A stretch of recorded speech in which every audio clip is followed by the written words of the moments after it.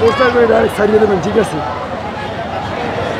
করছি আমাদের ফ্যাক্টরির মালিক ফ্যাক্টরি বন্ধ করে তিনি লন্ডন পালায় চলে গেছেন এবং তিনি আমাদের যে দাবি দেওয়া বা টাকা পয়সা সেটা আমাদের পরিশোধ করেন না। এবং আমরা যখন এটা জানতে পারলাম যে মালিক দেশের থেকে চলে গেছে পালায়, তখন আমরা এটা কলকারখানা অধিদপ্তরে আমরা এটা জানাইছি বা বিজিএমে গেছি অন্যান্য জায়গায়। তখন তারা আমাদেরকে বলছে যে আমাদের সব কিছু তারা সময় মতো আমাদেরকে পরিশোধ করে দেবে। এবং আমরা যখন ওখানে গেছি তখন তারা আমাদের বলছে যে 3 মাসে আমাদের কিস্তিতে টাকা পরিশোধ করবে।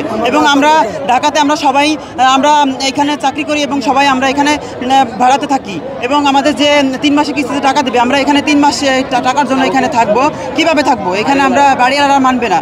তাছাড়া দেখা যাচ্ছে যে এখানে এক একজন এক এক জায়গায় চাকরি করবে বা বিভিন্ন জায়গায় চলে যাবে কর্মস্থলে। তো এই জন্য আমরা আসলে 15-16 দিন পরে আজকে রাস্তায় নামতে বাধ্য হয়েছি। আমাদের দাবি হচ্ছে আমাদের 3 মাসের বেতন দেবে বকেয়া এবং আমাদের যে আমরা যে এতদিন চাকরি করছি আমাদের যে বেসিক যে টাকা পয়সা আছে এইগুলো আমাদেরকে দিয়ে তিনি আমাদের এইখান থেকে ফ্যাক্টরি ক্লোজ করবে। এটাই আমাদের দাবি।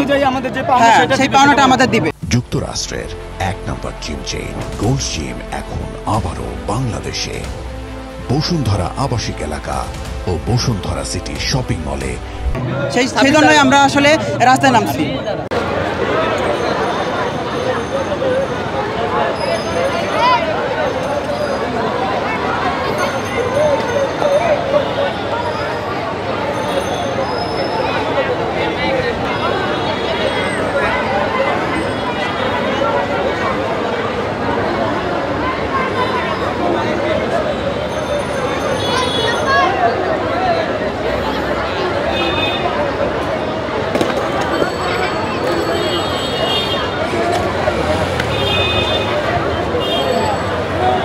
এই কারণে আইছি, আমরা ফ্যাক্টরি বন্ধ করে দিছে।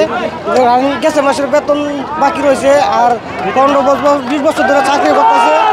ওদের বেতন দেওয়া না, সুদ না করে কোম্পানি বিদেশে গেছে গা, আমরা টাকা পয়সা পাই নাই।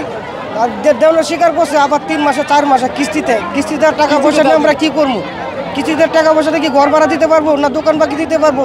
আর 3 মাসের যে জায়গায় থাকবো, অনেক জায়গায় চাকরি করবো, চাকরি চাইলে তো আর এই জায়গায় টাকা দেওয়া সম্ভব না। 3 মাসের কি টাকা দেওয়া সম্ভব?